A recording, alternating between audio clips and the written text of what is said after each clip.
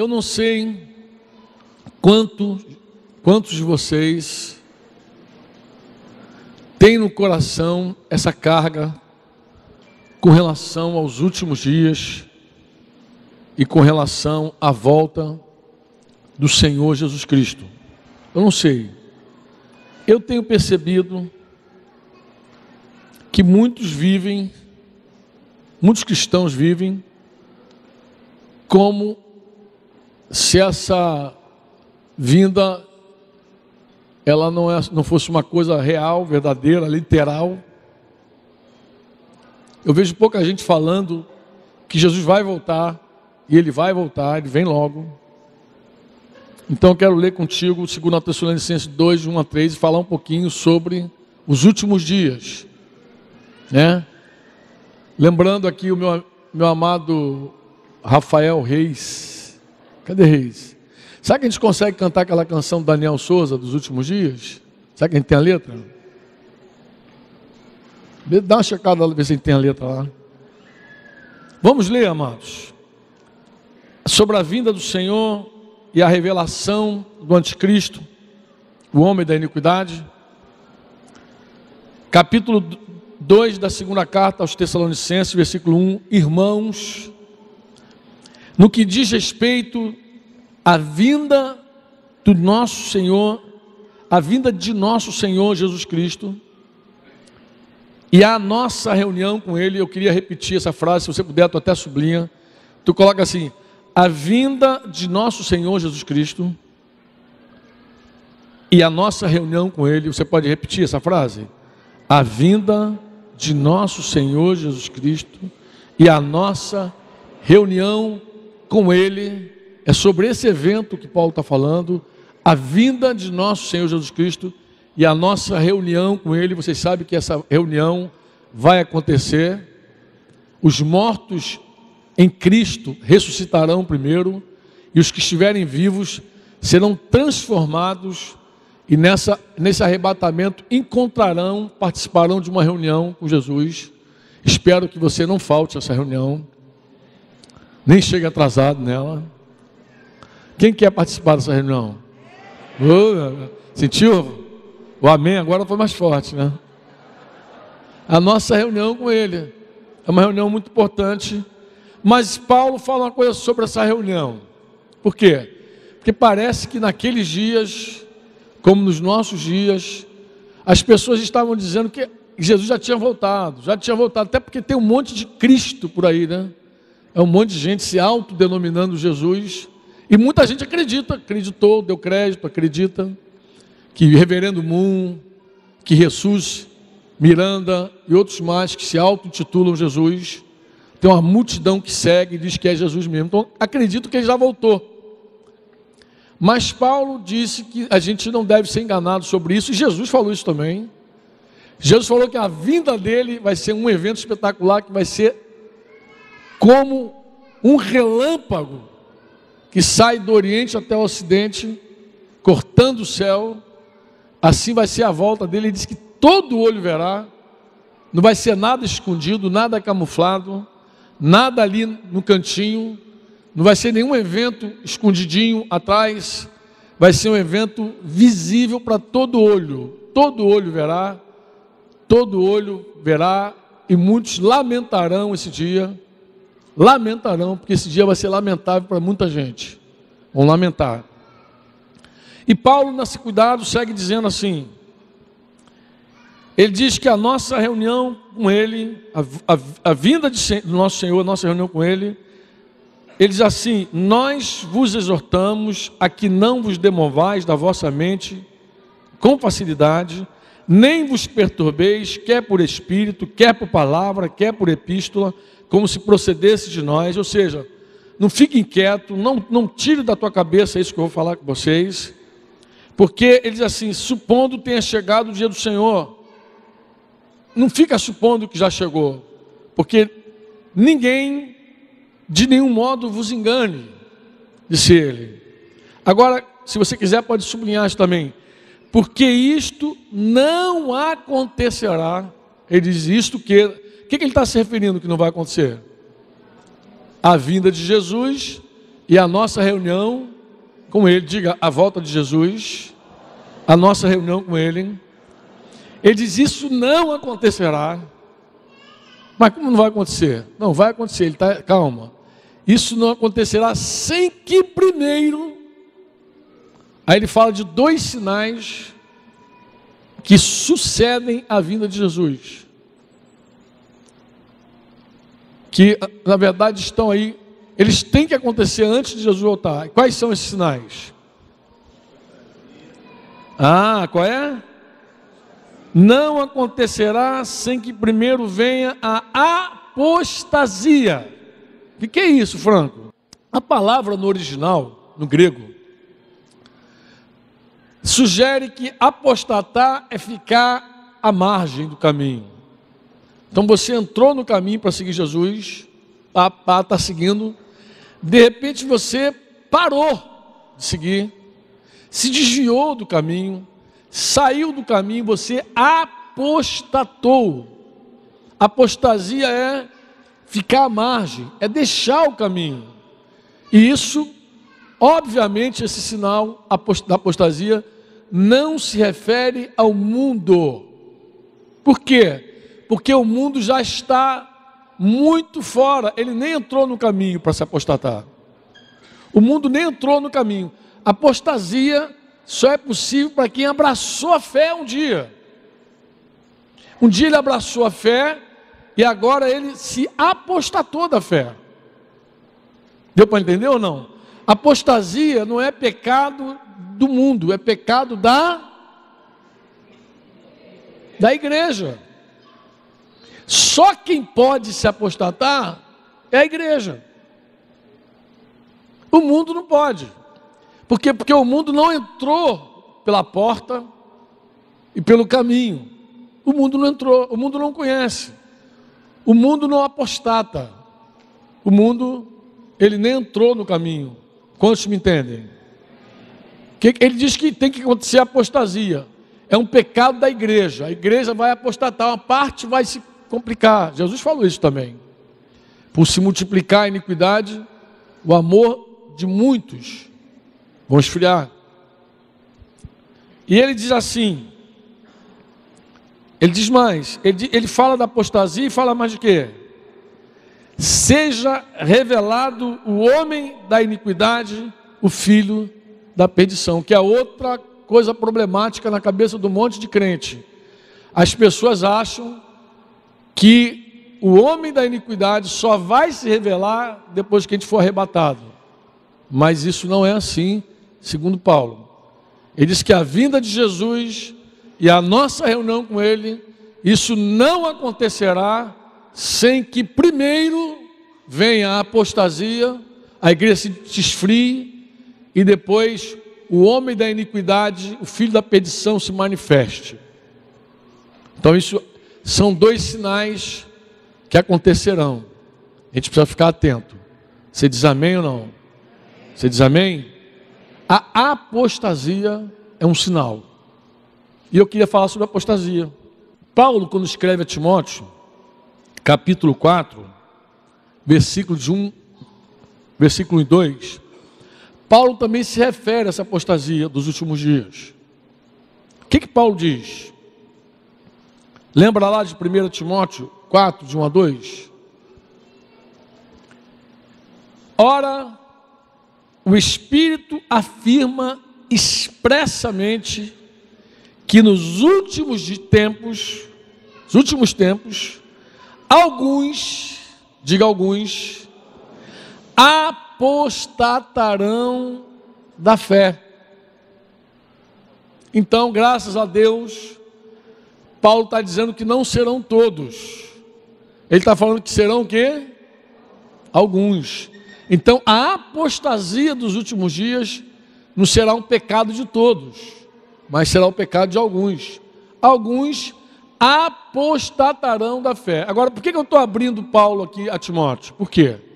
Eu estou abrindo para você, Paulo e Timóteo, porque aqui Paulo diz como é que isso vai se dar. Como é que essas pessoas vão se apostatar da fé? E como é que isso se dá? Lê aí.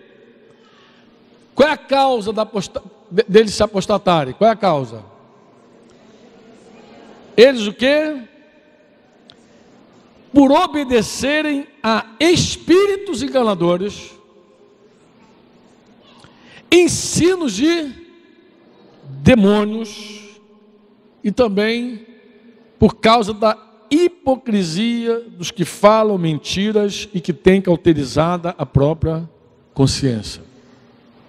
Então, Paulo está dizendo que ele está dizendo que essa apostasia vai se dar por 3 razões. Vai se dar. Primeiro, por obedecerem a espíritos enganadores. Depois, porque a igreja vai começar a obedecer ensino de demônios. E também, ele diz que o causador disso é a hipocrisia, é a cara de pau deslavada. Não sei se vai dar para traduzir isso, meu irmão, desculpa. Essa cara dura, essa cara de pau deslavada, essa hipocrisia de púlpito, de alguns homens mentirosos, que vão sustentar a mentira. E você diz, mas como é que eles podem mentir? Paulo explica, a consciência deles está cauterizada. Eles não têm mais nenhum peso na mentirada deles. Eles já fazem com a cara mais dura do mundo. Enganam um monte de crente na cara dura, na hipocrisia, fazendo a cara de uma coisa que não é, dissimulando, fingindo, e por conta disso não tem mais nenhum peso. Hipócrita, muito tempo hipócrita, não tem mais peso de ser hipócrita. Quem quer impressionar as pessoas, né? E nessa hipocrisia eles enganam muita gente. Vamos lá bater esse assunto? Quer me suportar um pouquinho? Diga comigo assim: obediência a espíritos enganadores. Eu queria fazer uma recomendação a vocês, como pastor dessa igreja, também junto com meus irmãos. Nós vivemos num tempo muito perigoso, irmão, muito perigoso, de muitos espíritos mesmo, muito espírito estranho, raro, enganador. Esse espírito enganador fala de essência, fala de essência. Se tem um dom hoje que é necessário a igreja exercitar, é o dom chamado discernimento de espírito. É você tocar a essência das pessoas. É você perceber como as pessoas manipulam, como elas querem dominar você, como elas querem induzir você ao erro. Muita gente, em nome do amor, leva pessoas ao pecado. Muita gente, em nome do amor, leva pessoas ao pecado. E muita gente, em nome do amor, permanece no pecado, sem entender sequer o que é amor.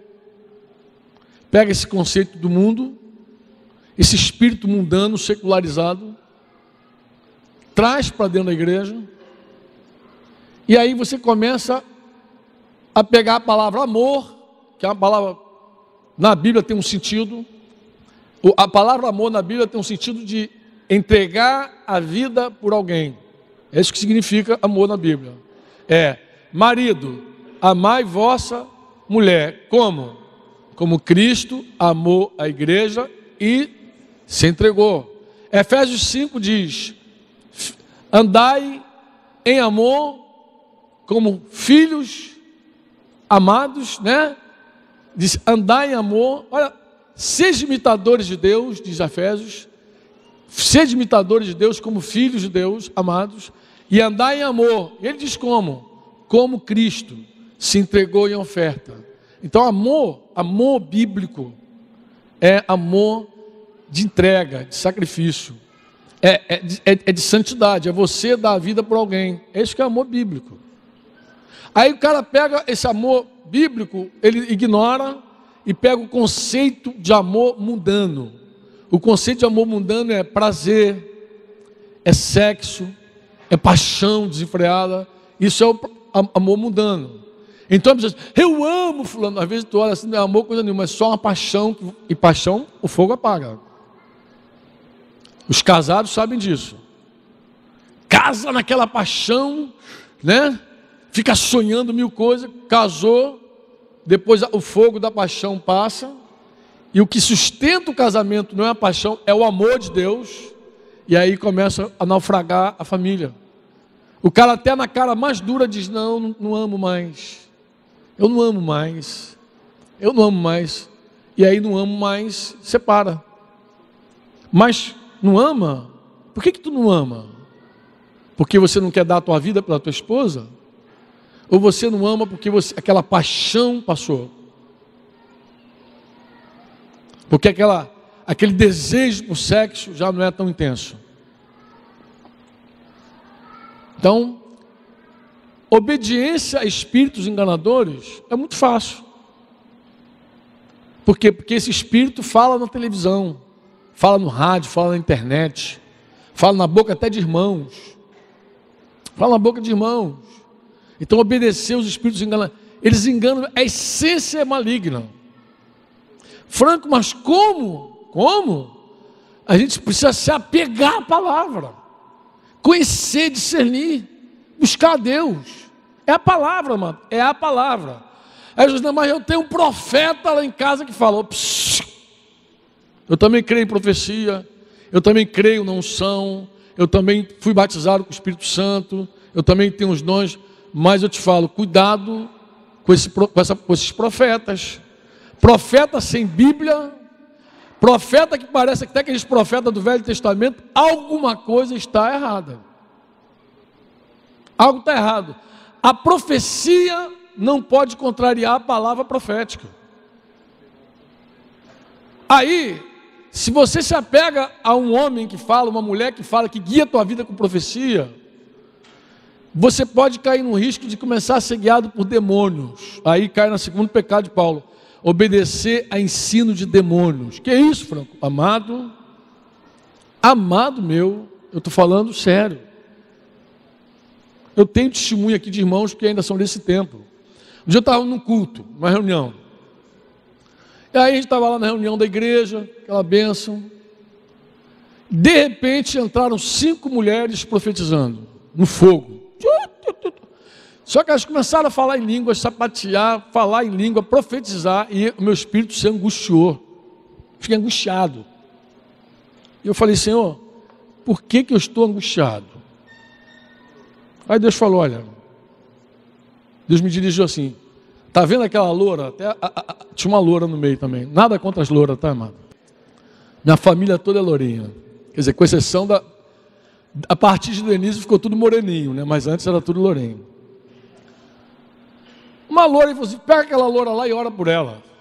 Eu, como a gente anda muito à vontade assim, né? Não tá com aqueles aparatos evangélicos, muita vontade, andei, fui lá, parei do lado da loura, e ela profetizava, gritava, sapateava, e eu só fiz assim, ó, em nome de Jesus. Pum! Quando eu falei em nome de Jesus, caiu ela endemoniada, e as 4 que estavam com ela endemoniadas também. Aí, a gente teve que tirar os capeta daquelas profetisas. Aí eu disse, mas você não crê nos dons? Creio, amado. Claro que eu creio. Mas se desviar é muito fácil. Você ter o dom da profecia e daqui a pouco você querer ser Deus na vida das pessoas, é outra coisa, meu irmão. Você está caindo para o abismo. Você está abrindo brecha para o capeta entrar. Isso me aconteceu uma outra vez, pior. A outra vez foi pior. Estava em casa, Denise me chamou, morava ali em Realengo ainda. Denise falou assim, Franco, tem uma senhora aí na porta, chamando, pedindo oração. E ela falou assim, é uma senhora pentecostal, eu sou pentecostal também, roxo, não tem nenhum problema, sou pentecostal, sou batista, porque eu fui batizado, sou metodista. Falei, também sou. Falei, não tem nenhum problema, vamos lá. E aí coloquei uma roupa mais adequada, porque eu achei que se eu fosse menos adequado, a irmã não ia receber minha oração. E quando eu olhei, eu reconheci a irmã. Essa irmã participava de um círculo de oração, tal, aquele fogo puro, aquele grupo do fogo puro, já tinha participado lá. E ela me olhou, me conheceu, eu falei, entra, amado. Tá, o que está vendo? Passei mal aqui, quando eu passei na frente, eu passei mal, achei que ia cair, estava sol também, aí eu vou mal-estar, e aí eu pedi alguém para orar por mim, e quando eu falei, pedi alguém para orar por mim, alguém falou, nessa casa aí tem um pastor aí. Aí eu chamei aqui, eu falei, entra, amado, senta aqui. Eu estava esperando Modesto ia lá em casa, para uma reunião. Enquanto ela sentou, que a gente conversou, que fui orar por ela, ela caiu endemoniada. E deu trabalho, irmão. Além de sujar a minha sala toda, deu trabalho. Você diz assim, mas Franco, como isso é possível, Franco? É possível? Como é possível? Uma pessoa que se apoia nos dons e esquece o amor de Deus, o amor, porque amor fala de presença, irmãos. Amor é assim, o Espírito Santo habita em nós. Quantos podem dizer amém? Uma coisa é carisma, o dom que Deus te deu. Deus te deu um dom, usa. Outra coisa é a presença dele em nós. Então, Paulo escrevendo aos Tessalonicenses, não apagueis o Espírito. Não apague o Espírito. Porque alguém pode apagar na sua ignorância. Mas como? Fechando o coração, odiando, abrigando coisas que o Espírito Santo não suporta. Porque muito crente pensa que pode morar com o Espírito Santo naquela bagunça e deixa tudo dentro do coração dele, aquela bagunça. Mas é um equívoco. O Espírito Santo não vive em bagunça. E aí Paulo diz, não apagueis, não entristeceis, não apagueis. Vai apagar o Espírito. Daqui a pouco o cara tem o dom de profecia, fala bonito, bate o pé, mas segue brigando, segue rejeitando a mulher, repudiando a mulher segue repudiando o marido, segue submisso, segue, bate aqui, sabe aquela confusão toda, e crê que Deus está ali, só porque tem um dom, isso é um ensino demoníaco, a Bíblia diz que os dons são irrevogáveis. A coisa mais fácil do mundo é um pastor pregar bonito com a vida cheia de pecado. Mais fácil. É mais fácil, pregando ao dom, é a palavra, o dom da palavra, prega. Mas, o que engana muitos pastores, pregadores, o que engana é justamente isso. Ele vai para o púlpito, a unção para pregar, tem unção, prega bonito, aí vai para casa, vai para o hotel, vai para o motel, deita com a mulher, com a prostituta, e volta no próximo domingo e prega de novo. O que ele pensa? Pô, Deus está comigo, pô. Estou pregando cada vez melhor. Como é que Deus me abandonou? Deus está nesse negócio, Deus está até aprovando essa vida que eu estou levando. E tu acha que nessa hora um demônio não encosta perto dele e fala com ele? E diz, cara, Deus é contigo, olha só, cara. Olha que coisa tremenda. Vamos lembrar de Saul, que foi ungido. Saul foi ungido. Diz que foi ungido e num dia só, a unção transformou ele, num único dia. Davi disse, ungido de Deus, e era mesmo. Mas ficou possesso, cheio de demônio, atormentado, assim que ele ficou, porque ele negligenciou o principal, ele negligenciou a presença de Deus, a vida, a comunhão com o Espírito Santo, ele negligenciou isso aí, é Bíblia, eu estou falando da Bíblia contigo, você pode até dizer, mas Franco, eu não tenho problema com isso, porque eu sou da graça, então vamos falar da graça, porque é aí que eu acho também que entram as mentiras dos homens hipócritas, cujas mentes estão cauterizadas. Olha, se tem um ensino hoje difícil para a igreja, principalmente para os jovens, é um ensino distorcido sobre a graça de Deus. Primeiro texto que eu quero ler com você é 1 Pedro 5,12. Pedro está terminando o texto dele, a carta dele, Pedro está terminando, e ele diz assim, 5,12, 1 Pedro 5,12. Por meio de Silvano, que para vós outros é fiel irmão, como também o considero, vos escrevo resumidamente, exortando e testificando de novo, que esta é o quê? A genuína graça ou a verdadeira graça.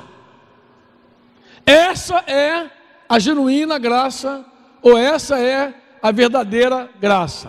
O que Pedro está falando quando ele diz assim, genuína graça, verdadeira graça? O que ele está dizendo? O que salta na tua cabeça quando tu lê isso? Não sacou nada? Tem uma falsa. Se existe uma genuína graça, uma verdadeira graça, claro que tem uma graça falsa. Existe uma falsa graça. Falsa graça. Mas não é só Pedro que fala sobre isso não. Paulo também fala. Paulo também fala de uma graça que é genuína, que é verdadeira. 2 Coríntios 6, de 1 a 10. Ele também diz isso logo nos primeiros versículos. Ele diz, nós, número 6, na qualidade de cooperadores com ele, também vos exortamos a que não recebais em vão a graça. O que é isso, em vão a graça? Quer dizer, além de ter uma graça que é verdadeira, a graça pode chegar na nossa vida e a gente receber ela em vão. Que isso, Franco? É em vão. Mas como é que alguém recebe a graça em vão? É porque a graça, irmãos, exige uma resposta. Quem que é a graça de Deus aí? Quem recebeu a graça? Quem recebeu graça na tua vida? Você diz, eu tenho a graça de Deus na minha vida. Tem ou não? Mas como é que nós respondemos a graça? Porque a graça exige resposta. Senão ela se torna vã. Que é isso, Franco? Graça, irmão, não é aquele dom que chega na tua vida e faz tudo no automático. Porque tem gente que acha assim, não, estou debaixo da graça, vai ser tudo no automático. A partir de hoje, a graça vai me levar, eu vou fazer tudo, porque a graça vai, ela opera o querer, o efetuar, e eu não tenho que fazer nada. Irmãos, não é verdade. A graça exige de nós uma resposta adequada. Quem recebe a graça? Vamos ler outro texto. Lê 1 Coríntios 15, 10. Olha que coisa interessante, 1 Coríntios 15, 10. Paulo diz assim, mas pela graça de Deus, sou o que sou. Primeira coisa interessante sobre a graça opera naquilo que eu sou, a graça opera no meu ser. Depois ele diz assim, a graça que me foi concedida, não se tornou vã. Por que a graça não se tornou vã na vida de Paulo? E parece que na vida de tanta gente é vã. Por que a graça não se tornou vã? Ele diz, ela não se tornou vã. Ele falou assim, eu trabalhei muito mais do que todos eles. Todavia não eu, mas a graça de Deus comigo. Então é assim, graça de Deus toca o que eu sou, graça de Deus toca o que eu faço. Então, pela graça de Deus eu sou o que sou, claro, maravilhosa graça, a gente até canta, né? Graça é melhor que a vida, graça é tudo, amado, graça é o dom de Deus, pela graça sois, não ouvi, mas como é que a gente responde essa graça? Bota na gaveta, vive de qualquer jeito, adota como estilo de vida o pecado. O cara começa a pecar, é o estilo de vida dele, pecado, e quando você quer falar com o cara, diz, estou na graça, irmão. Irmão, graça que te deixa no pecado, não é graça, é desgraça. A graça nos tira do pecado. A graça nos dá vitória sobre o pecado. E ela não pode ser vã. Vã. Nós precisamos responder à graça de maneira adequada. Você diz amém ou não? Eu preciso responder à graça. Ó, quando alguém trabalha, e não trabalha de qualquer jeito não, tá, amado? Porque a graça não permite que você faça de qualquer jeito. E eu quero mostrar isso também. A graça não permite. A graça é o poder que opera em nós, o ser e o fazer. Mas eu preciso me apresentar. Eu preciso dizer, eis-me aqui. Eu preciso me consagrar. Eu preciso, eu estou aqui, Senhor. Eu quero que essa graça opere em mim poderosamente. Eu vou dar tudo de mim também. Eu vou entrar com tudo nesse negócio. Porque o poder da graça já está sobre mim. Agora eu posso falar, posso fazer, posso ser. Porque a graça de Deus está sobre a minha vida. Você diz amém ou não? A graça educa. Tito, capítulo 2, versículo 1 e versículo 12. Paulo diz a Tito que a graça educa. Ele diz, porquanto a graça de Deus se manifestou salvadora. A quem? A quem que ela se manifestou salvadora? A quem? A todos os homens. Eu estou lendo Tito, capítulo 2, versículo 11 e 12. Ela se manifestou salvadora a todos os homens. Todos. Educando-nos. Educando-nos para que. Agora uma coisa interessante. A graça me educa para que. Aí ele tem que abrir aí quase um parênteses, é uma vírgula, né? Para que. O que eu tenho que fazer? O que eu tenho que fazer? Qual é a minha parte? Renegadas. O que é renegadas? Renegadas a impiedade, as paixões mundanas. Vivamos no presente século sensata, justa e piedosamente. Então a graça que Deus deu para todos os homens, quem quer recebe, quem se humilha recebe, quem quer pode, a salvação é para todos ou é para alguns só? Quem crê, for batizado, será? Essa graça vem na minha vida, vem na tua, mas eu faço o quê? Eu não faço nada? Faço. Eu preciso renegar as minhas paixões. Eu preciso renegar. Você diz amém ou não? Eu tenho que renegar a impiedade. Eu tenho que renegar as paixões mundanas. Eu tenho que renegar, pô. A graça não vai operar se eu ficar de mão dada com o pecado. Não tem como, pô. Eu tenho que renegar, rejeitar. Eu vi a história de uma mulher que abortou um filho. Ela estava grávida, ela dava soco no filho assim, pum, pum, pum, pum, pum, até que o filho abortou, até que matou o filho, de tanto bater no filho que estava na barriga. Engraçado, né? Paulo diz que ele esmurrava o próprio corpo dele, mas não para matar nada dentro dele, que fosse um filho, mas para renegar as paixões dele, para sujeitar. Por que a gente não rejeita o pecado com a mesma força? Por que a gente diz assim, não, não e não? Porque a hora que eu digo não, a graça me sustenta.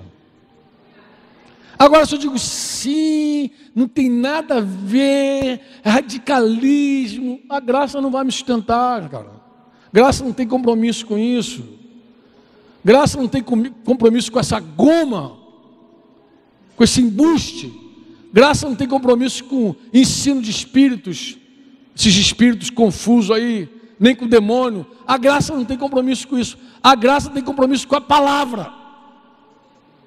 E ela diz, renega, diz não, sai fora. Ah, mas Franco, eu já cansei de ouvir gente dizendo assim, pô, pequei assim, tal, tal. Eu falei, você orou antes? Não, orei depois. E por que tu não orou antes? Por que tu não pediu socorro antes? Só depois? Porque tu queria, pô. O cara, não, aí quando eu caí, eu falei, poxa, Senhor, me perdoa. Por que tu não invocou a Deus antes? Porque tu falou, Senhor, o negócio está feio. Senhor, me ajuda. Senhor, ó, tá me cercando. Senhor, me socorre. Por que não antes? Por que só depois? a gente tem que renegar. Renegar é negar de novo. Renega. Mais uma vez. Negou a impiedade. Negou as paixões do mundo. Renega.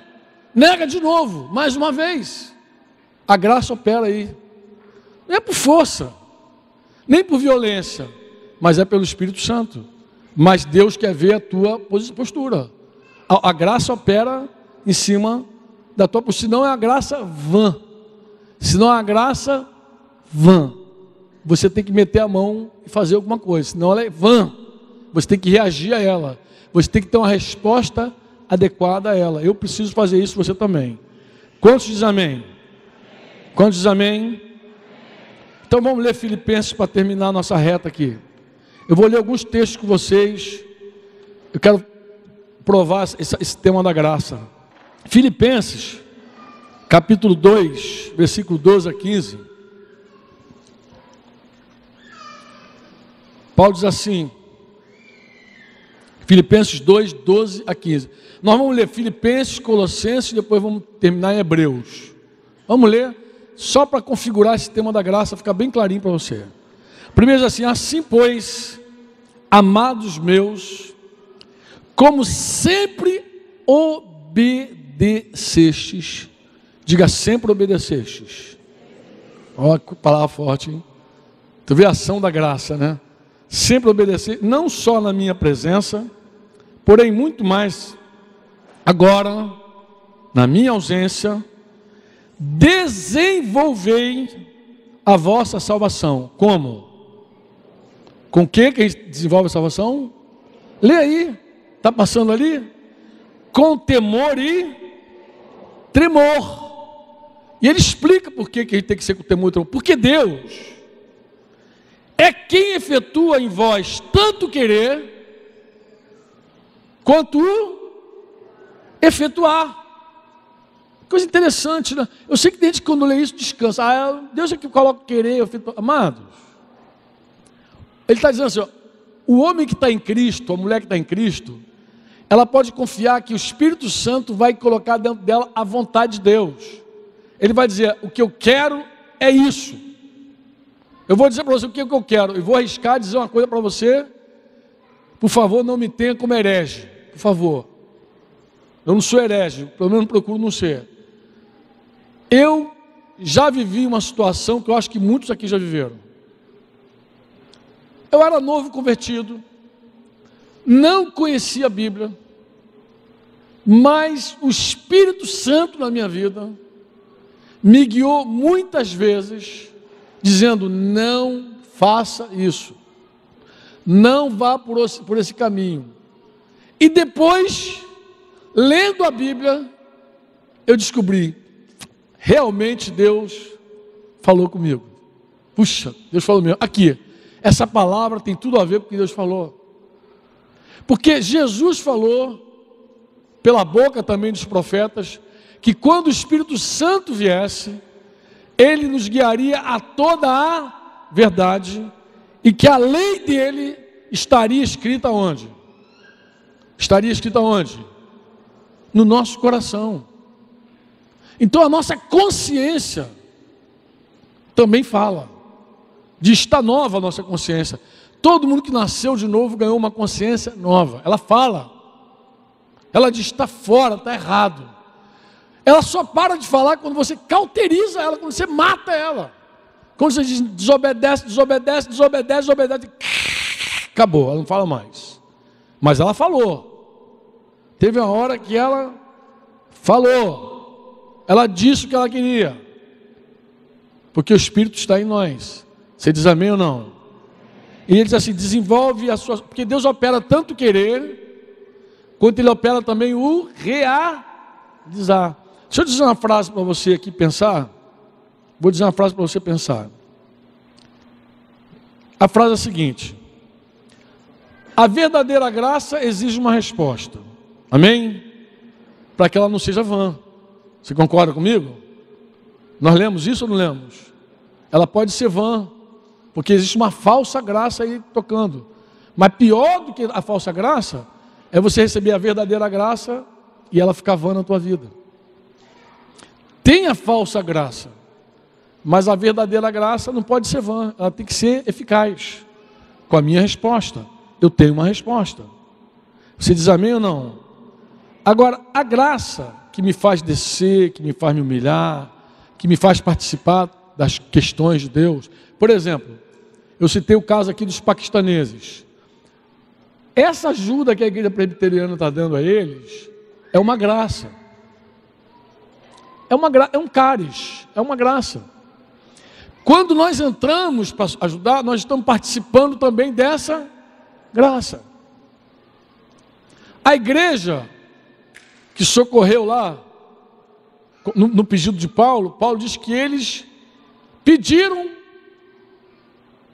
a gentileza, a bênção de participar da graça de abençoar outras pessoas, de servir outras pessoas, de dar a outras pessoas. Mas imagina você que você pega uma casa e dá para alguém, e essa pessoa quebra a casa inteira. Ele recebeu bem a graça que você colocou na vida dele? Recebeu? Recebeu ou não? Recebeu não. Recebeu não. Ele diz assim, vou voltar para Filipenses. Ele efetua tanto o querer quanto o realizar, segundo a sua boa vontade. Agora, olha esse mandamento. Fazei tudo. Diga, fazei tudo. Diga, fazei tudo. Como? Sem murmurações e sem... Vou dizer de novo. Fazei tudo. Sem murmurações e sem contenda. Deixa eu te explicar algo. A frase que eu falei quer dizer: a graça de Deus que está no que eu sou deve também estar no meu fazer. A graça que está no meu ser deve também estar no meu fazer. Quando eu digo que a graça exige uma resposta, olha só. Você crê que Deus opera o querer em nós?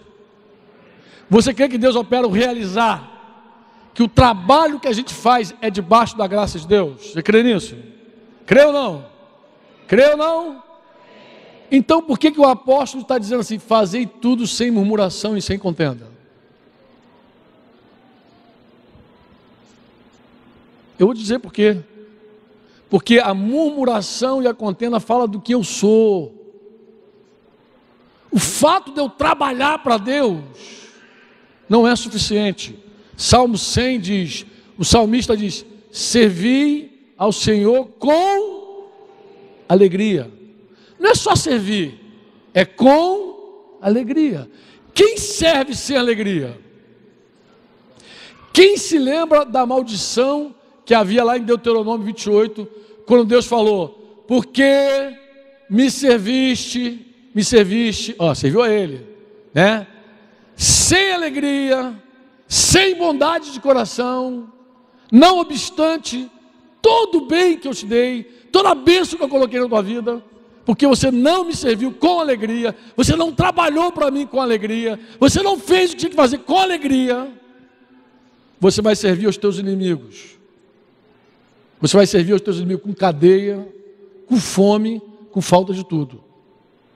Porque você não me serviu com alegria. Então é assim, ó. Quantos são pais aqui? Pai. Levanta a mão. Você é pai.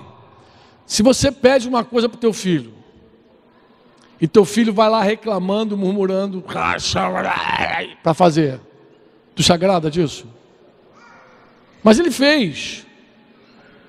Você fica feliz com ele? Fica. Por que tu não fica feliz? Porque não é suficiente que ele faça. Você quer olhar o coração do garoto, como é que está? Tem que ser com alegria. Tem que ser sem murmuração e sem contenda. Porque fazer é fácil. Você acha que se Deus aparecer aqui, Jesus chegou aqui, e der uma ordem para cada um de nós, você acha que alguém vai ficar sem cumprir? Não precisa ser Deus não. Se um anjo descer aqui agora, aqui, o anjão do... E ele desce uma ordem para cada um, você para lá, você para cá, você eu quero que faça isso, você. Tu acha que alguém aqui ousaria não obedecer? O problema não é fazer, o problema é como fazer. Como? Eu ontem estava em Vila Velha, reunido com os irmãos lá. Eu sentei com a igreja lá em Vila Velha, Espírito Santo. E um irmão falou uma frase que eu já tenho ouvido de alguns outros homens. Eu trabalho muito. O cara é empresário. 5 da manhã eu estou de pé. E pá, tal hora eu vou deitar. Eu não sou mole não. Porque alguém citou, eu citei, que Deus dá aos seus enquanto dorme. Ele não gostou. Que aos seus ele dá enquanto dorme. Esse negócio de gente que não quer trabalhar. E desceu o couro, meu irmão. Eu falei, calma. Falei, calma. Falei, ó, Deus não está fazendo apologia à preguiça. Pelo contrário, Deus é contra tudo que é preguiçoso. Ele repreende todo preguiçoso. Deus não é contra a preguiça. Inclusive, negligenciar a graça é preguiça. Não responder adequadamente a graça é preguiça. Eu falei, mas eu quero falar uma coisa para você. Eu acho que você não é trabalhador. Vamos lá, sou trabalhador. Eu falei, não. Vou te falar o que é trabalhador. Desculpa se eu vou acertar alguém agora. Falei, um homem que sai de manhã para o trabalho e que volta às 11 horas da noite deve negligenciar um monte de coisa na casa dele. Deve negligenciar a mulher e deve negligenciar os filhos. Esse cara com certeza não está trabalhando segundo Deus. Porque quando o sábio diz, vem ver a formiguinha, ele não estava dizendo, olha, formiguinha, trabalha. Olha a cigarra preguiçosa, fica cantando, não. Isso é fábula. Isso é fábula. O Deus que criou a formiga, criou a cigarra. Jesus falou, olha os pardais, estão voando, não trabalham. Ih, vagabundo, pardal, não trabalha, não junta. O mesmo Deus que inspirou Salomão e disse, olha a formiga, o encarnado disse, olha o pardal, olha o lírio dos campos, olha o lírio. Nem Salomão se vestiu assim. Ele citou Salomão ainda. Nem Salomão se vestiu assim. Olha como é que o pai veste o lírio. Falei, meu filho, peguei carona numa frase que eu aprendi num livro. Qual é o sucesso do martelo? Falei para ele, o que o martelo, qual é o sucesso? Ele, pregar, arrancar os pregos. Falei, joia. Qual é o sucesso da caneta? Escrever, desenhar, pintar. Eu falei, qual é o sucesso da família? Qual é o sucesso da família? Porque muita gente diz, ter dinheiro, ter carro, tirar férias, poder ir para um hotel. Sucesso da família. O sucesso da família. Por que tem um monte de crente esperando que a escola eduque seus filhos? Bota já bebê de 1 ano na escolinha. Nem sabe falar para a escola. Porque é mais fácil terceirizar a formação do teu filho do que você ter o trabalho de educar. Por que tem um monte de empresário que só chega em casa quando a luz apaga? Porque é mais fácil encarar empregado, tudo, do que ter que cuidar de mulher e de filho. Educar filho dá trabalho e muito. Por que muita gente espera que a igreja faça show para os adolescentes? Não, eu preciso de uma igreja moderna. Por que a gente espera? Por que a gente espera uma igreja que produza evento? Por quê? Porque a gente quer que os outros façam o nosso trabalho. A fé começa na tua casa. Se você é crente, se tua mulher é crente, teu filho dorme com a igreja e acorda com a igreja, dorme com a igreja e acorda com a igreja. Se lá na igreja, que ele dorme e acorda, não se converte, tu acha que ele vai se converter aqui? Tu acha que ele vai se converter aonde? Se teu filho não vê nada de Deus, aí tu espera que a igreja faça. Aí eu falei, empresário que sai de 5 horas da manhã, volta às 11 horas da noite, ele não cumpre o propósito dele. Ele pode ganhar dinheiro, está trabalhando para ele mesmo, mas não vai cumprir o propósito, vai encontrar Jesus e Jesus vai dizer: você foi um fracassado. A graça que eu coloquei na tua vida, você negligenciou, porque você não cumpriu bem. E se a gente também faz murmurando e contendendo, também somos fracassados. É muito fácil passar o trabalho para os outros, muito fácil. Dona de casa, escuta essa. Denise foi fazer uma ficha. A menina perguntou: o que a senhora faz? Ela falou: sou do lar. Ela: como? Do lar. A senhora não trabalha não? Denise rápida falou: mais do que você. Quer outra? Quer outra? Simone de Rogério, veio da rua, cara com a prancheta: ô minha senhora, posso fazer aqui uma pesquisa? Estou com pressa. Tá bom. Fiz a pesquisa, nome, profissão, do lar. Diz que o cara baixou a prancheta assim, olhou sério, falou: a senhora não tem nenhum propósito na vida?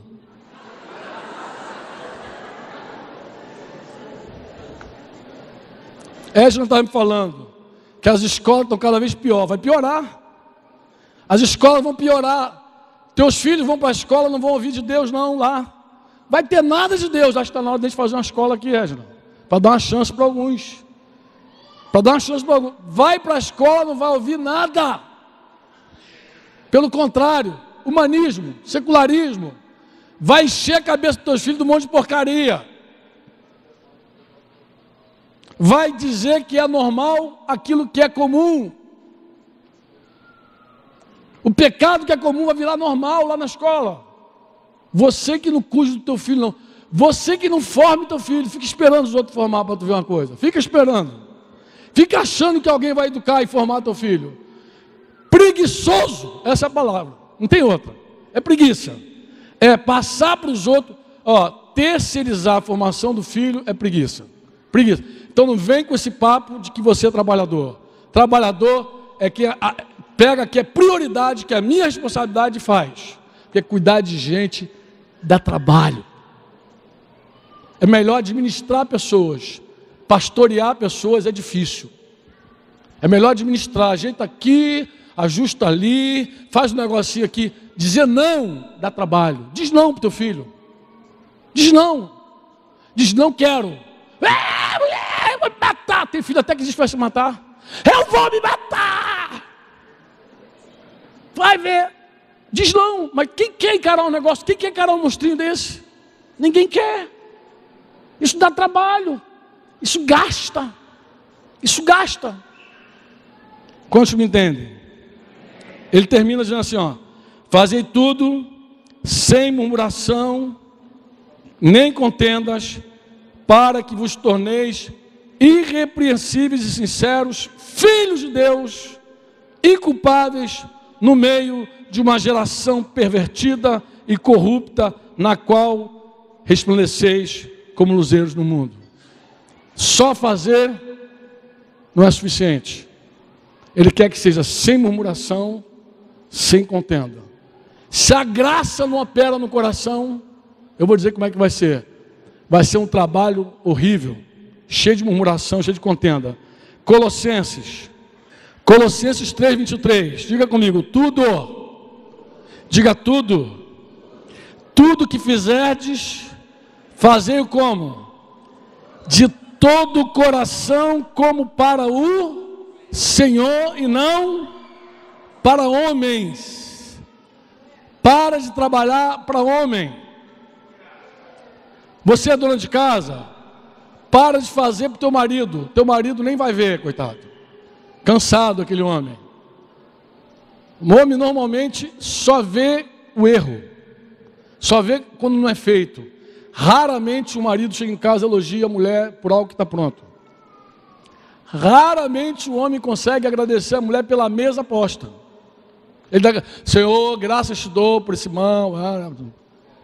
Incapaz de olhar para a mulher e falar, filha, obrigado pelo teu serviço. Raramente. Não espere recompensa de homem. A recompensa do homem, ela é vã, ela passa. Até o salário acaba. Agora há uma herança. Ele segue dizendo. Ele diz o quê? O que ele diz aí? Sabendo, ciente de que recebereis do Senhor a recompensa da herança, a Cristo Senhor é que estais servindo. Querido, você pode trabalhar para aquele homem, para aquela mulher, aquele chefe pesado, receber o salário e sair murmurando, e você pode trabalhar para Deus, e você terminar, receber o salário, e ele receber uma herança. Em alguns casos, tu não vai receber salário nenhum, dinheiro nenhum, porque dona de casa não tem 13º, não tem férias, dona de casa não tem nada. E tem pior coisa para dona de casa, ela acorda e dorme no emprego. Ninguém suportaria um negócio desse. Nenhum homem suportaria um negócio desse. Dorme no emprego, acorda no emprego, dorme no emprego. A mulher faz isso. Quer dizer, a dona de casa faz isso. E algumas para não fazer. Eu já vi mulher que saiu de casa para cuidar da casa de outra. Para cuidar da casa de outra pessoa. E não tinha nem necessidade. Falei, tu não tem necessidade disso não. Você está deixando a tua casa para ir para a casa da outra pessoa, só para não ficar na tua casa. Porque na tua casa não tem recompensa. Mas não tem recompensa quando você faz para o homem. Porque quando você faz para Deus, até um copo com água tem recompensa. Você diz amém? Vou terminar lendo 2 textos com você. Para você não ter nenhuma dúvida sobre a graça. Hebreus, capítulo 2. Hebreus 2, que eu acho que é a resposta e a solução para tudo que a gente ouviu hoje aqui. É como, Franco, nós vamos escapar dessa apostasia dos últimos dias. Como é que a gente escapa disso? Só tem um jeito. Ele diz, olha aqui, por essa razão importa que nos apeguemos, diga, apeguemos, com mais firmeza às verdades ouvidas. Então, por essa razão, importa que nos apeguemos com mais firmeza às verdades ouvidas. Porque você ou vai dar ouvido à verdade, ou vai dar ouvidos à mentira. Escolhe. Ou você crê na verdade, ou você crê na mentira. Para que delas jamais nos desviemos. Como é que a gente faz para não desviar da verdade? Se agarra a ela, se apega a ela, pega tudo que você tem ouvido, ouve de novo, ouve mais uma vez, pega o que Deus falou, ouve mais uma vez, vai ouvindo, e ouve, e ouve, e ouve, e se apega a essas verdades. Eu não estou falando de mandamento, estou falando de verdades. Eu não estou falando dos mandamentos, eu estou falando das verdades. O que gera fé é verdade, verdade, verdade. Os mandamentos são necessários, mas a gente se apega às verdades, a gente se aprofunda ao que Deus falou, que é. O que é. Passa o céu, passa a terra, mas a palavra de Deus não passa, nem uma vírgula, nem um tio. Então se apega, se aprofunda, para não desviar, para não se desviar da verdade. E ele diz assim, ele diz... Pois se tornou firme a palavra ouvida, falada por meio de anjos, e toda transgressão ou desobediência recebeu o justo castigo. Como escaparemos? Preste atenção, irmão. Se a palavra que os anjos deram, se a palavra que os profetas falaram, gerou castigo para quem não obedeceu, ele pergunta, eu sei que tem gente que não gosta desse texto, não gosta, mas ele está aqui. Ele diz assim, como escaparemos nós? Se a palavra dos anjos, se elas foram ouvidas e os que negligenciaram foram castigados. Desculpa, irmão, não quero te aterrorizar, não, quero te conscientizar. A pergunta é, como escaparemos nós se negligenciarmos a tão grande salvação? Como é que a gente escapa?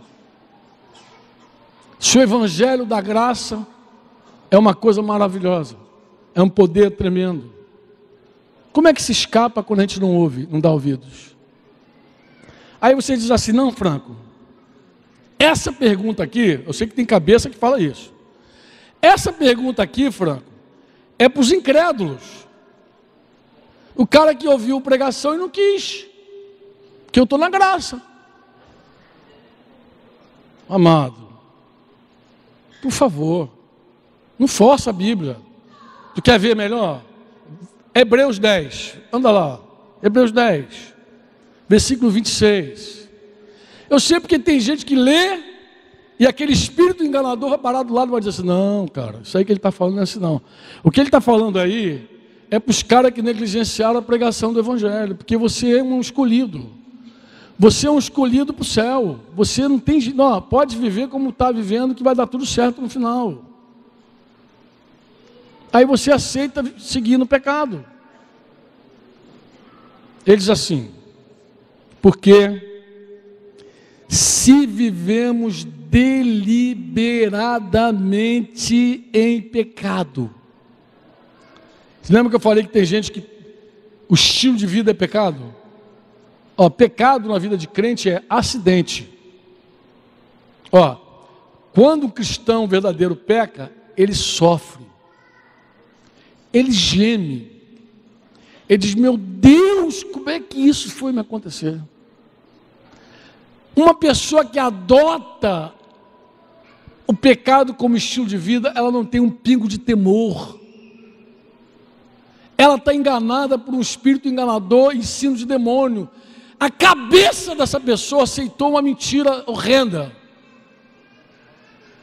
Horrenda, ele crê numa mentira e segue aquele estilo de vida. Olha o que ele diz, porque se vivermos deliberadamente em pecado, depois de termos o quê? Recebido o pleno conhecimento da verdade. Quem é que recebe o pleno conhecimento da verdade? O mundo ou a igreja? O mundo ou a igreja? Já não resta sacrifício pelos pecados. Pelo contrário, certa expectação horrível de juízo e fogo vingador, prestes a consumir os adversários. Sem misericórdia, morre pelo depoimento de 2 ou 3 testemunhas quem tiver rejeitado a lei de Moisés. Agora olha a pergunta que ele faz. Olha a pergunta que ele faz. De quanto mais severo castigo julgais vós, será considerado digno aquele que, o que ele fez? Calcou aos pés o Filho de Deus. Que mais? O que ele fez mais? Profanou o sangue da aliança. Calma, terminou aí não. O sangue da aliança com o qual foi. Está falando da igreja ou do mundo? Quem é que foi santificado no sangue de Jesus? Quem é que foi limpo no sangue de Jesus? Quem foi? A igreja ou o mundo? Ele diz assim ainda. Ele diz, ultrajou o Espírito da graça.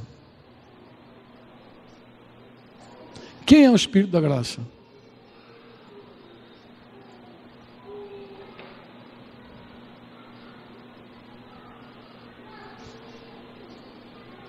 Quem é o Espírito da graça, amados? Olha, aquele que vive deliberadamente no pecado, deliberadamente é por sua própria escolha. Você escolheu viver em pecado. Eu vou dizer uma coisa para você. Eu creio que o incrédulo não tem escolha. Ele está sujeito ao pecado. Ele não pode dizer não ao pecado. Ele está sujeito ao pecado. O pecado se assenhorou dele.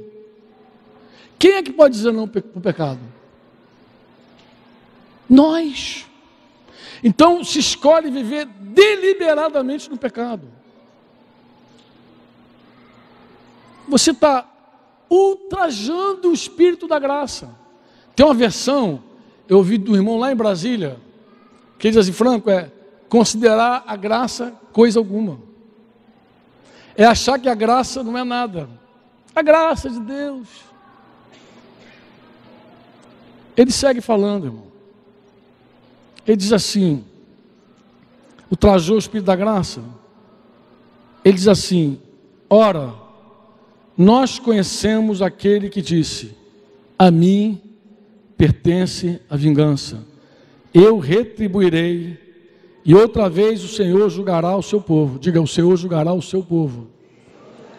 Diga, o Senhor julgará o seu povo. Pedro disse que o juízo vai começar pela casa de Deus. O juízo não vai começar pelo mundo. O juízo vai começar pelos crentes. Ele disse, vou julgar o meu povo. Horrível coisa, pode seguir o texto, é cair na mão do Deus vivo. Horrível coisa é cair nas mãos do Deus vivo. Mas não há temor em nós para isso. A gente não considera isso. A prova contundente é que a gente vê um monte de crente que adota o pecado como estilo de vida. Se houvesse em nós revelação dessas verdades, nós seríamos outra coisa. Apostasia é dar ouvidos a ensino de demônios. Assim vai começar a apostasia. Espíritos enganadores vão ensinar. Homens mentirosos, hipócritas vão ensinar. E a igreja vai se esfriar. Ela vai sair do caminho, ela vai deixar. E eu vou até dizer algo, eu acho até que vai se multiplicar o número de enganadores. O falso evangelho, a falsa graça vai ser pregada. Eu sei que vai ser pregado o evangelho do reino também, mas a falsa graça vai ser pregada. Quando é que vai ser pregado o evangelho do reino? Vai ser pregado na perseguição da igreja. Aproveitando meus irmãos aqui, diz que durante a perseguição o evangelho será pregado. Esse evangelho do reino será pregado. A gente só tem uma chance, é não ser negligente com a graça, é considerar o que Deus já tem feito por nós. Maravilhosa graça, que nos salvou, que nos unge, que nos sustenta, que nos capacita. Quantos podem dizer amém? Quem quer orar? Eu sei que eu passei do meu tempo aqui, irmãos, mas eu não podia deixar de falar tudo. Não podia deixar de falar. Durante o nosso período de louvor, aqui na música, eu fui assim, como alguns de vocês, cheio da graça. A unção de Deus estava tão gostosa aqui hoje cedo. Estava ou não estava bom? Estava ou não? Tu vê o Espírito Santo se derramando, como chuva. Hebreus também fala, a terra que recebe a chuva, diz Hebreus 6, capítulo 6 aos Hebreus, a terra que recebe a chuva, e ao invés de dar fruto bom, dá espinhos e abrolhos, diz o Senhor, perto está da sua maldição. Como é que a gente pode receber tanto de Deus e dar tão pouco? Como é que pode isso? E quando dá murmurando e contendendo. Quando dá um fruto xoxo. Vai na marra. Não tem alegria em fazer. Não tem aquela alegria de dizer, Senhor, é para ti que eu estou fazendo. Não é para o marido, não é para homem, não é pastor que eu faço. Eu não sirvo a homem, eu sirvo a ti.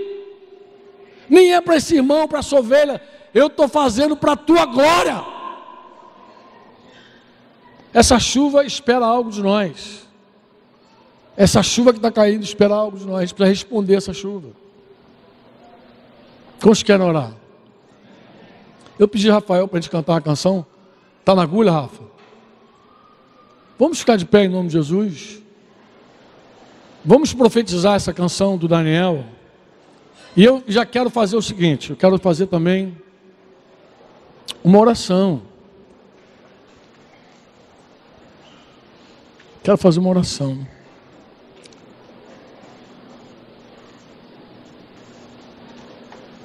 Olha, irmãos, eu vou ser direto e reto. Posso ser direto contigo? Posso não? Tem alguém aqui me ouvindo que gostaria, de verdade, de tomar uma posição séria com Jesus e parar de viver a vida como você está vivendo? Que você sabe que você não está recebendo a graça, acudindo a graça como deveria? Tem alguém aqui entre nós que está precisando, que está desejoso de ser um alvo da graça de Deus e dar o fruto que a graça exige? Tem alguém aqui querendo responder à graça de Deus? Tem? Não, tem na boa. Tu fala assim, eu vou, cara. Eu quero viver a graça. Tem alguém aqui? Se você tem, vem aqui, em nome de Jesus. Se você quer responder à graça de Deus, você vem aqui, na boa. A gente vai cantar essa canção. Mas a tua vinda aqui é uma vida assim, para dizer para Deus, Senhor, eu não vou tratar a tua graça de qualquer jeito. Eu não vou tratar a tua graça de qualquer jeito. Eu não posso responder como eu estou respondendo a graça tua na minha vida. O teu poder na minha vida tem sido abundante. Eu quero dar o fruto condizente. Eu quero dizer como Paulo, pela graça de Deus eu sou como sou, e eu trabalhei mais que todo mundo. Pode até dizer isso, mas não trabalhei de qualquer jeito, não. Trabalhei com alegria, trabalhei com zelo, trabalhei com bondade de coração, porque a tua graça estava sobre mim, Senhor. Sempre esteve. A tua graça que me salvou. Foi a tua graça que me alcançou, Senhor. E eu não vou viver de qualquer jeito. Eu não aceito viver de qualquer jeito, Pai. Eu não aceito, Pai, viver uma vida que não te agrade. Eu não aceito. Essa é a oração que você deve fazer. Fala para Ele. Fala, eu estou aqui porque eu não quero viver de qualquer jeito. Eu quero responder adequadamente à tua graça. Porque nos últimos dias o Espírito Santo será derramado também sobre toda a carne. Eu não posso viver como eu vivo. Eu não posso aceitar a minha vida como ela está. Eu rejeito toda impiedade. Eu rejeito toda impiedade na minha vida, toda paixão mundana. Eu não quero. Eu não quero, eu repudio. Diz para o Senhor, Senhor, eu repudio toda paixão mundana. Eu não quero. Eu sou teu, eu sou tua.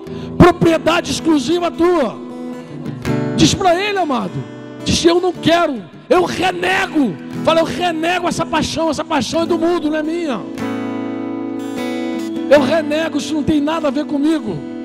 Diz para Ele, isso não tem nada a ver comigo. Isso não tem nada a ver comigo.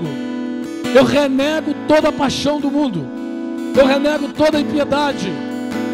Fala para Ele, Senhor, eu não nasci para ser escravo do pecado. Diz para Ele, eu não nasci para ser escravo do pecado. A tua graça me faz livre. A tua graça me faz livre. E eu quero responder a tua graça adequadamente. Eu não quero a droga na minha vida. Eu não quero maconha.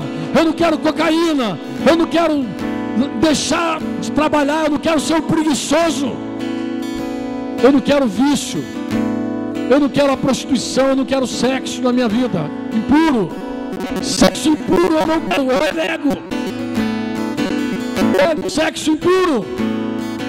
Eu renego a preguiça. Preguiça eu não renego. Eu não quero.